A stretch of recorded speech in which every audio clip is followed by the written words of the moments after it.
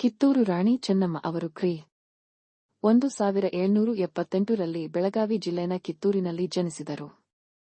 ಅವರು ಶೂರಳಾಗಿ, ಧೈರ್ಯಶಾಲಿಯಾಗಿ, ಧರ್ಮ ಮತ್ತು ದೇಶಭಕ್ತಿಯಲ್ಲಿ ಮುಂದೆ ಇದ್ದ ಮಹಿಳೆ.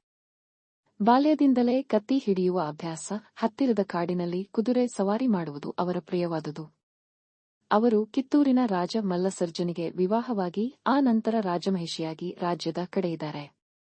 ರಾಜನ ನಿಧನದ ನಂತರ ಬ್ರಿಟಿಷರು ಸದ್ಯದ ತಳಪಾಯವಿಲ್ಲ ಎಂಬ ಕಾರಣ ಹೇಳಿ ಕಿತ್ತೂರನ್ನು ವಶಪಡಿಸಿಕೊಳ್ಳಲು ಯತ್ನಿಸಿದರು. ಆದರೆ ಚೆನ್ನಮ್ಮ ಅವರು ಇದನ್ನು ಒಪ್ಪಲಿಲ್ಲ. ತಮ್ಮ ದತ್ತುಪುತ್ರ ಶಿವಲಿಂಗಪ್ಪನ ಹಕ್ಕುಗಾಗಿ ಹೋರಾಡಲು ನಿರ್ಧರಿಸಿದರು. ಕ್ರಿ. 1824ರಲ್ಲಿ ಅವರು ಬ್ರಿಟಿಷರ ವಿರುದ್ಧ ಯುದ್ಧ ಘೋಷಿಸಿದರು. ತಮ್ಮ ಸೈನ್ಯವನ್ನು ನಡೆಸಿ ಅನೇಕ ಯುದ್ಧಗಳಲ್ಲಿ ಜಯ ಸಾಧಿಸಿದರು. ಮೊದಲ ಹೋರಾಟದಲ್ಲಿ ಬ್ರಿಟಿಷರ ಅಧಿಕಾರಿ ಥಾಕ್ರೆ ಅವರನ್ನು ಸೋಲಿಸಿ ಬಂಧಿಸಿದರು. ಆದರೆ ಹೀನ ಪ್ರಭಾವದಿಂದ ಬ್ರಿಟಿಷರು ಮತ್ತೊಮ್ಮೆ ಬಲದಿಂದ ಬಂದು ಚೆನ್ನಮ್ಮನನ್ನು ಸೆರೆಹಿಡಿದರು. ಚೆನ್ನಮ್ಮ ಅವರು 1829ರಲ್ಲಿ ಕಾರಾಗೃಹದಲ್ಲಿ ವಿಧಿವಶರಾದರು.